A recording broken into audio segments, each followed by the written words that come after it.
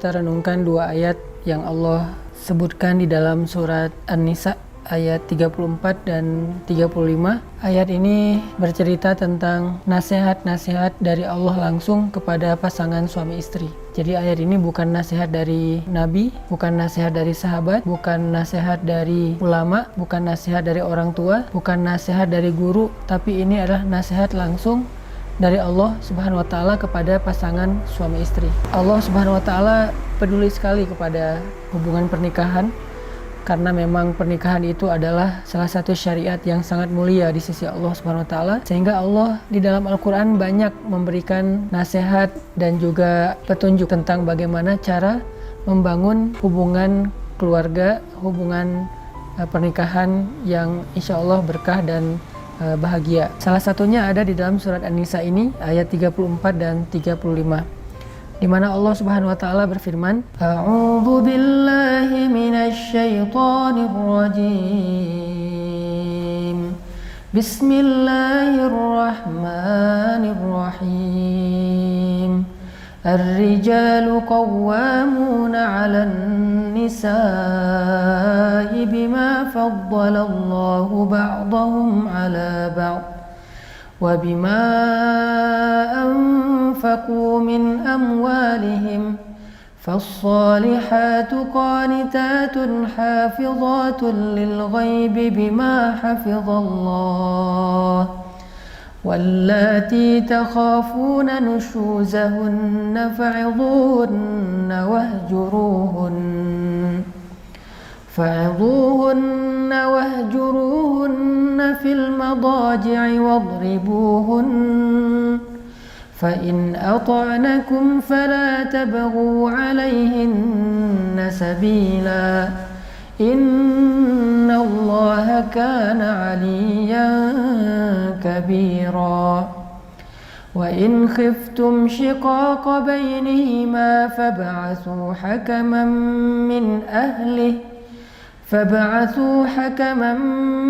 من أهله وحكما من أهلها إن يريدا إصلاحا يوفق الله بينهما إن الله كان عليما خبيرا.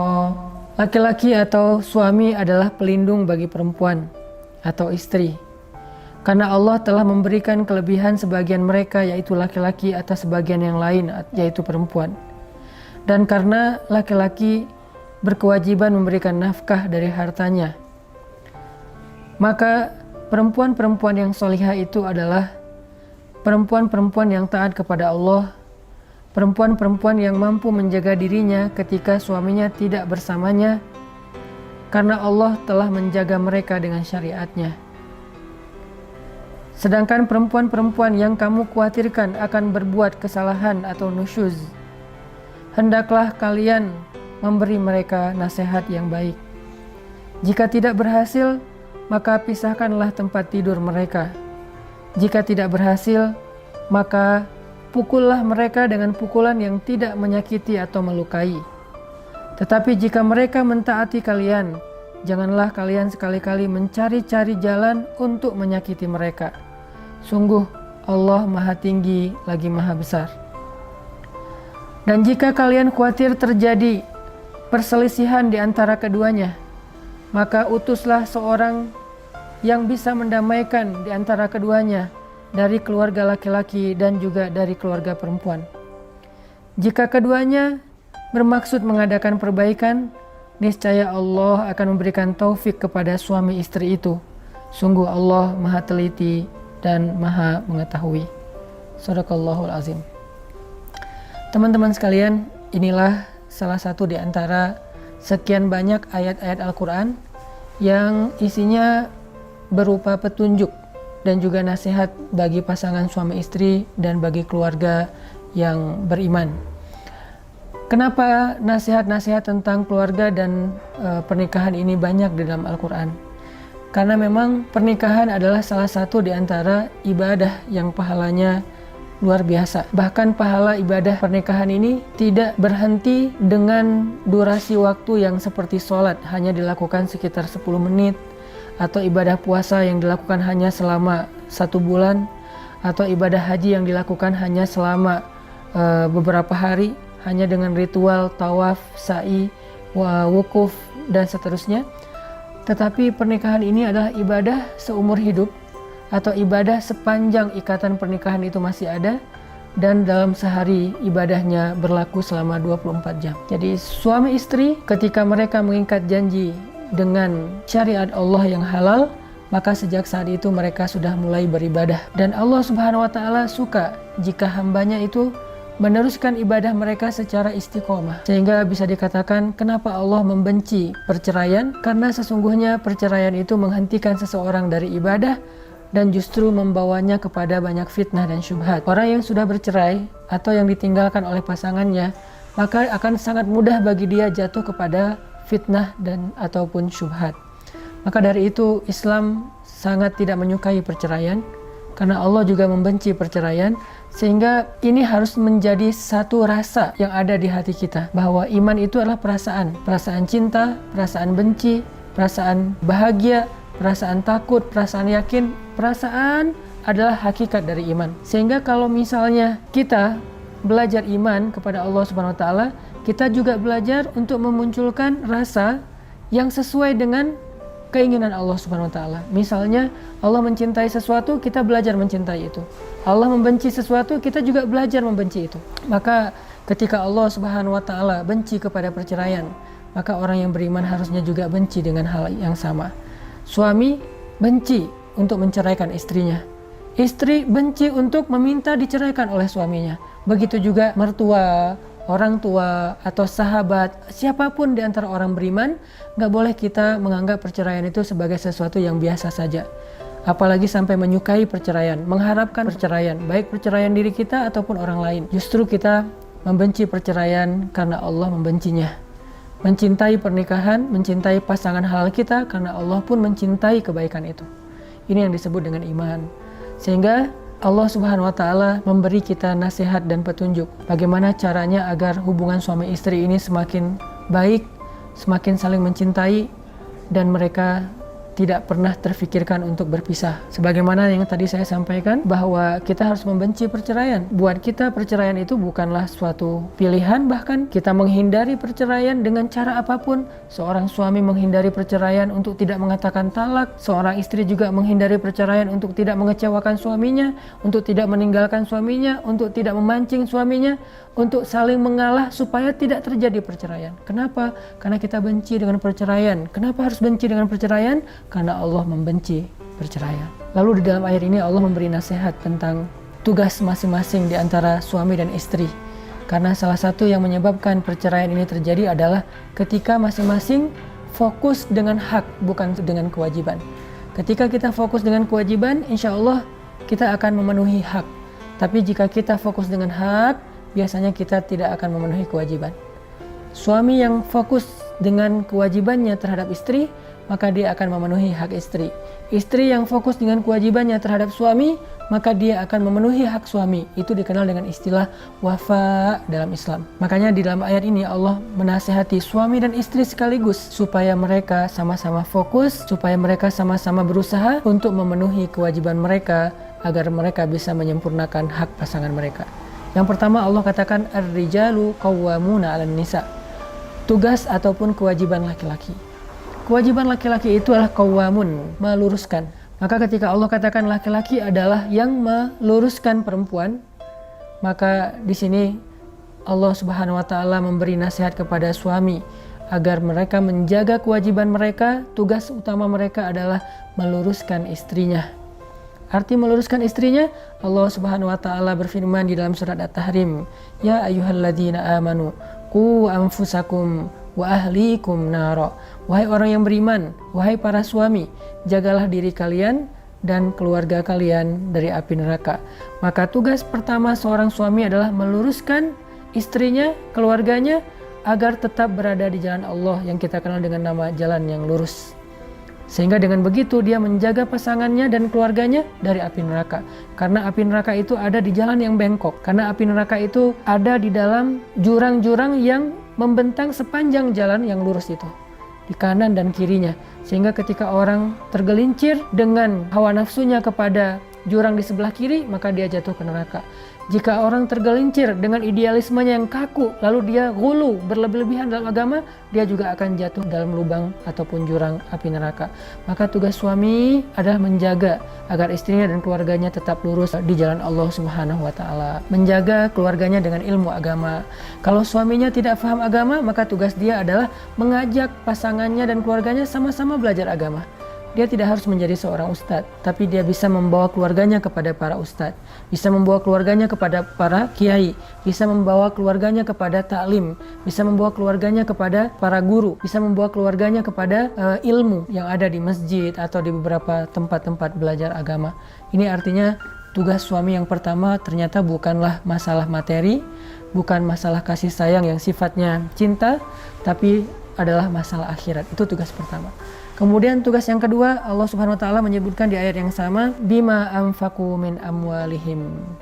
Tugas yang kedua adalah anfaqu min amwalihim, menginfakkan harta mereka. Maka di sini jelas bahwa tugas seorang suami adalah menafkahi istri dan keluarganya, anak-anaknya. Dan ini bukan soal siapa yang penghasilannya paling besar, tapi ini soal tanggung jawab, ini soal izzah atau kehormatan seorang laki-laki.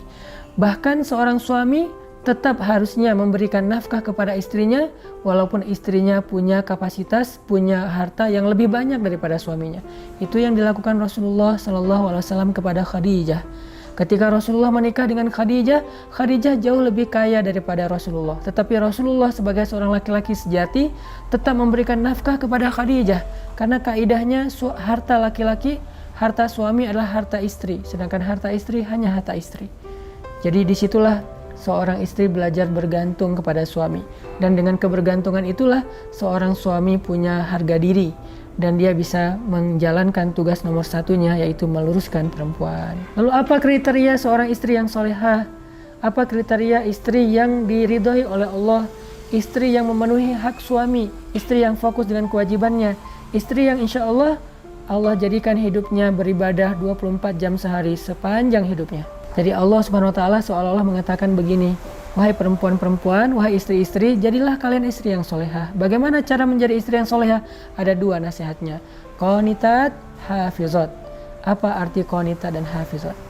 Qanitat adalah sikap istri ketika dia bersama dengan suaminya. Hafizat adalah sikap istri, perilaku istri, akhlak istri ketika dia tidak bersama dengan suaminya. Inilah ciri perempuan solehah. Qanitat hafizat. Apa qanitat? Dia seorang istri yang ketika bersama dengan suaminya, dia istri yang sangat menyenangkan. Kata Nabi, perempuan solehah itu kalau dipandang oleh suaminya menyenangkan. Ekspresi wajahnya menyenangkan, ucapan lemah lembutnya menyenangkan, kemudian kemesraannya menyenangkan, kemudian ketaatannya kepada suami ketika suaminya menasihati dia menyenangkan suami, tidak pernah membuat suaminya marah, tidak pernah membuat suaminya sedih. Ini adalah qanitat, seorang perempuan yang solehah ketika dia bersama dengan suaminya.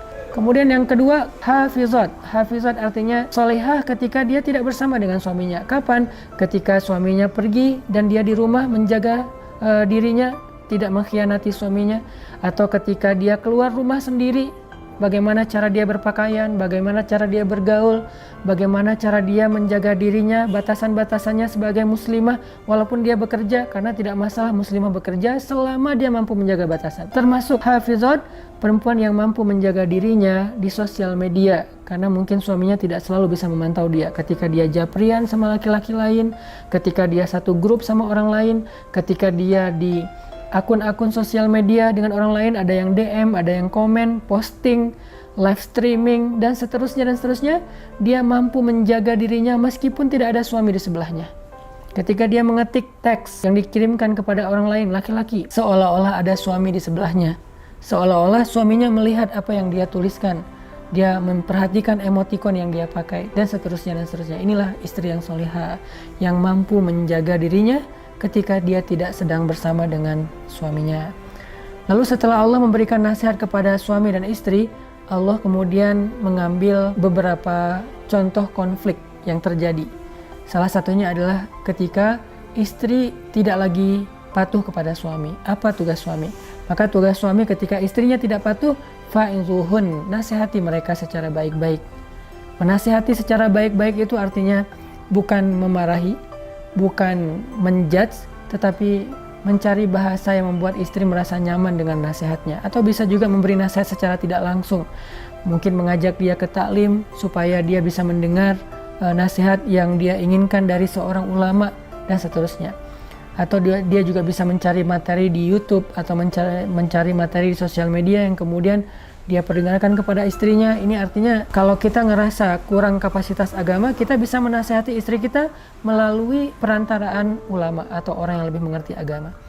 Kalau ternyata nasihat-nasihat ini tidak berhasil, tidak merubah dia sekian lama, bukan sehari 2 hari pastinya, tapi butuh waktu, ternyata tidak berubah, bahkan dia menolak nasihat ini, wahjuruhun, maka step berikutnya adalah pisah tempat tidur. Bagaimana teknisnya pisah tempat tidur?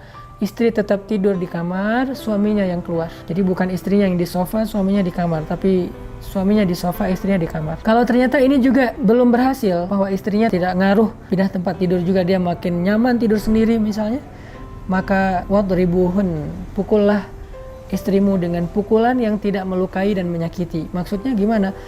Ini memang ada syariatnya, tetapi Nabi tidak pernah melakukannya. Ini syariat, tetapi sahabat hampir tidak ada yang melakukannya. Kenapa? Ini kondisinya sangat-sangat khusus. Memang kadang ada istri yang memang melakukan pelanggaran yang mungkin sudah terlalu kelewat batas dan memang harus ditegasi oleh suaminya. Tapi itu pun tidak boleh menyakiti dan melukai. Kalau pernah dipraktekkan oleh seorang ulama itu adalah pukulan di bagian pahanya atau di bagian lengannya dengan pukulan yang hanya bukan pukulan lebih tepatnya, mungkin hanya sekedar diingatkan gitu dengan satu sentuhan. Kamu jangan begitu, aku tidak suka kalau kamu begini dan seterusnya, dengarkan nasihat aku. Dan ini sama sekali bukan pukulan, cuman bahasanya saja pukulan. Tapi ada keterangan di dalam hadis yang tidak menyakiti, melukai, tidak boleh di wajah, tidak boleh di perut, tidak boleh di bagian-bagian yang bisa membahayakan dia. Tapi kalau istrinya taat, arti taat di sini mendengar nasihat suami, menyenangkan suami. Kalau dia sesekali salah itu hal yang manusiawi. Yang dimaksud dengan kesalahan yang harus ditegasi di sini itu kesalahan yang bahkan secara syariat itu fatal, dosa besar misalnya. Tapi kalau hanya lupa, mungkin istri lagi baper karena dia lagi datang periodenya, maka ini masih dalam kategori taat karena itu manusiawi, masih wajar. Maka kalau dia taat, janganlah kalian wahai suami-suami mencari-cari cara untuk menyusahkan mereka, menjudge mereka, menuduh mereka dengan tuduhan macam-macam, apalagi sampai mengancam untuk menceraikan mereka. Ini nggak boleh, ini dosa besar bagi seorang suami. Lalu ditutup dengan nasihat lain, kalau juga ternyata kalian tidak bisa menyelesaikannya sendiri, maka datangkanlah seorang hakim. Hakim di sini bisa perwakilan masing-masing keluarga, suami istri, bisa juga orang bijak di luar mereka, untuk bisa mengislah. Islah itu mendamaikan. Maka mendamaikan di antara suami istri salah satu di antara tugas mulia. Jadi kalau suami ini punya sahabat, istri ini punya sahabat atau keluarga yang bisa menjadi juru damai, maka orang yang mendamaikan ini mendapatkan pahala yang sangat besar di sisi Allah Subhanahu wa taala. Inilah di antara nasihat-nasihat Al-Qur'an tentang bagaimana menjadi pasangan yang diridhoi Allah, bagaimana menjadi suami yang beribadah 24 jam sehari, istri yang beribadah 24 jam sehari, yang dijanjikan surga oleh Allah, bagaimana menjaga hubungan pernikahan sampai akhir hayat, tentang betapa Allah tuh benci dengan perceraian, sehingga kita juga belajar membenci perceraian. Nggak boleh mengharapkan perceraian, baik perceraian kita atau orang lain, nggak boleh. Tapi kita harus benci dengan perceraian. Itu ibadah, membenci ibadah, tapi membenci yang Allah benci. Mencintai ibadah, mencintai apa yang Allah cintai, dan seterusnya. Dan juga nasihat tentang bagaimana menjaga hubungan rumah tangga ketika dia terancam dengan perceraian ataupun konflik, termasuk bahkan melibatkan orang di luar circle rumah tangga kita yang bisa menjadi penengah untuk mengislah demi menjaga hubungan pernikahan.